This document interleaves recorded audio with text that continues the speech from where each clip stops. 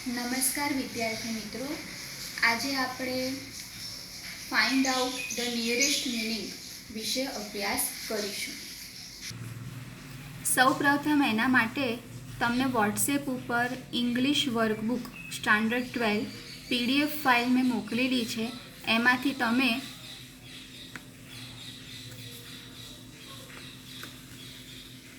Find words having the nearest meaning A page તમે ખોલો, એની અંદર શબ્દોનું લિસ્ટ આપેલું છે. પહેલો શબ્દ છે ડિસરપ્ટ. તો ડિસરપ્ટ એટલે કે ખલેલ પહોંચાડવી અથવા તો વિક્ષેપ કરવો, એટલે એનો નિયરેસ્ટ મિનિંગ થશે ઇન્ટરપ્ટ. ઇન્વોક. ઇન્વોક એટલે કે કાર્યક્રમને કાર્યરત કરવો અથવા શરૂ કરવો. અપીલ. ક્લેડ એટલે વીંટળાયેલું અથવા લપેટાયેલું. કવર્ડ. હોરી. એકમ કસોટીમાં તમને આ શબ્દ પૂછાયેલો છે. પ્રાચીન અથવા જૂનું, એન્શિયન્ટ. રિલ્સ એટલે પાણીનું ઝરણું. સ્ટ્રીમ. ઇન્ડસ્ટ્રીયસ એટલે ખૂબ જ મહેનતું. Hard working. ફિલિપ એટલે કે ઉત્તેજના. છેલ્લો શબ્દ આવશે એક્સાઇટમેન્ટ. વર્ચ્યુઓસો. વર્ચ્યુઓસો એટલે અદ્ભુત આવડત ધરાવનારી વ્યક્તિ. એક્સેપ્શનલ. ડિસેન્ટ એટલે કે અસહમતિ દર્શાવવી. ઓબ્જેક્શન. સીઝ એટલે કે સ્ટોપ અથવા બંધ કરવું, એટલે છેલ્લો શબ્દ આવશે પોઝ. રિટ્રાઈવ એટલે કે પાછું મેળવવું, એટલે એનો નિયરેસ્ટ મિનિંગ બનશે રીગેન. ડિસ્ટિંગ્વિશ. ડિસ્ટિંગ્વિશ એટલે કે જુદું પાડવું, એનો નિયરેસ્ટ મિનિંગ બનશે ડિફરન્શિએટ. કોન્સિક્વન્સ એટલે કે પરિણામ, રિઝલ્ટ. હેક્ટિક.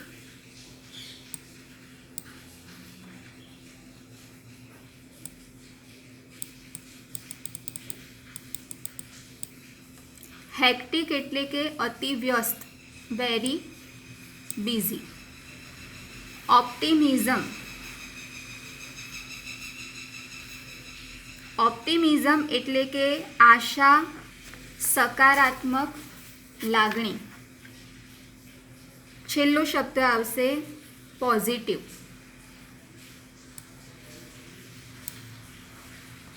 ઇલેશન.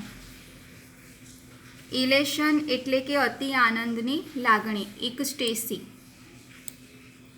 રેપ્રિમેન્ટ એટલે કે ઠપકો આપવો, સ્કોલ્ડ. ઓર્ડિયસ એટલે કે ખૂબ જ મુશ્કેલ, મહેનત માંગી લે તેવું, લેબોરિયસ. બાર્બરસ એટલે કે અતિ હિંસક, ફેરોસિયસ. એમ્બ્યુશ એટલે કે હુમલો કરવો, પહેલો શબ્દ આવશે અટેક. લેઝી એટલે કે આળસુ, ઇન્ડોલન્ટ. બીનેથ એટલે કે ભીતર અથવા નીચે, અંડર.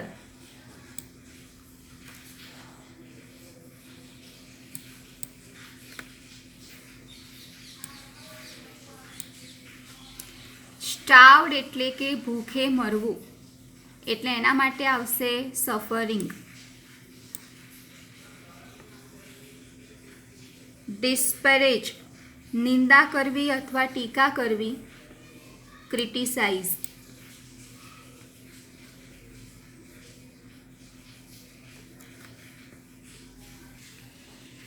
25મા નંબરનો શબ્દ પ્રોપેગેન્ડા એટલે કે પ્રચાર કરવો, પબ્લિસિટી.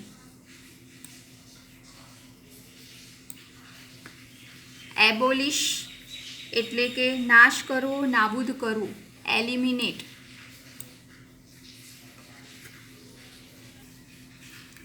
27મો શબ્દ સિનિસ્ટર, હાનિકારક અથવા અશુભ.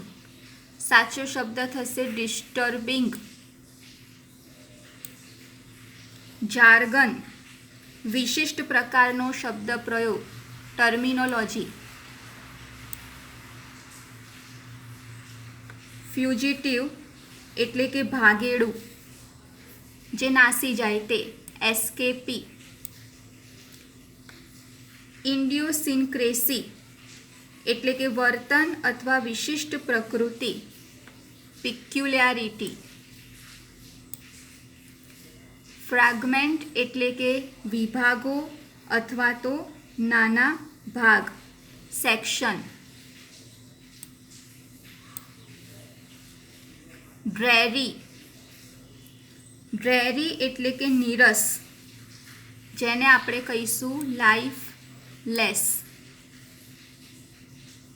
બિનાઇન એટલે સૌમ્ય, કાઇન્ડ. પેલેટેબલ એટલે કે સ્વીકાર્ય અથવા ગળે ઉતરે તેવી વાત, એક્સેપ્ટેબલ.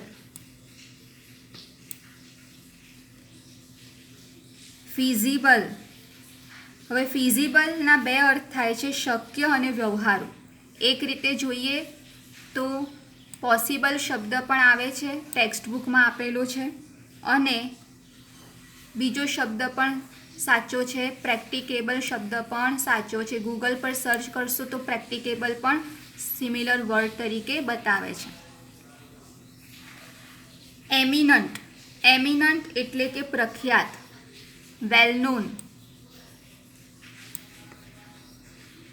ફોર્સિબલ એટલે કે પ્રભાવપૂર્ણ, એટલે એના માટે આપણે લઈશું શબ્દ વેલ્યુએબલ. એક્યુમ્યુલેટ, એક્યુમ્યુલેટ એટલે કે સંગ્રહ કરવો, ભેગું કરવું, કલેક્ટ.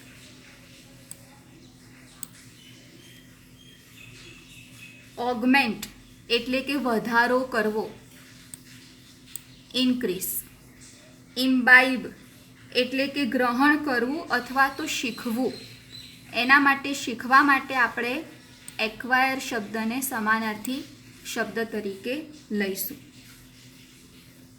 ત્યારબાદ છે પેશન્સ. પેશન્સ એટલે કે ધીરજ. છેલ્લો શબ્દ આવશે ફોરબેરન્સ.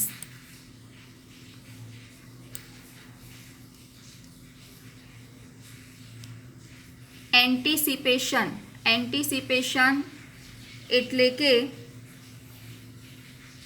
ધારણા. પહેલો શબ્દ આવશે પ્રેડિક્શન.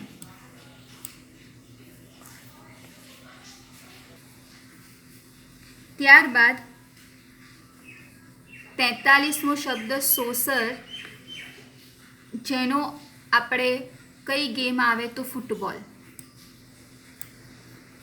ગ્રોલ એટલે કે પશુના ઘુરક્યા કરવાનો અવાજ, રંબલ. ત્યારબાદ શબ્દ આપેલો છે ઇન્ટિગ્રેલ.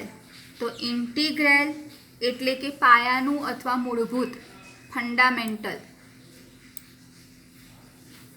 સ્ટ્રેનિયસ, સ્ટ્રેનિયસની અંદર અહીંયા આપણને એક મિસ્ટેક છે, થીન અને થીન શબ્દ બે વખત આપેલો છે, એટલે આમાંથી આપણે સિમિલર વર્ડ જે છે એ સાચો આપેલો નથી, એક શબ્દ રિપીટ થાય છે.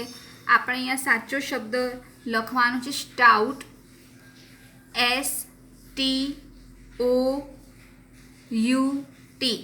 સ્ટાઉટ, STOUT એટલે કે મજબૂત. ત્યારબાદ શબ્દ આપેલો છે આપણને 47મો શબ્દ સ્કુકમ્બ એટલે કે ગીવ ઇન. વેગ્યુ એટલે કે ઓબસ્કર. ટોઇલ સાચો સમાનાર્થી થશે લેબર, અને પીટ એટલે કે ડીચ.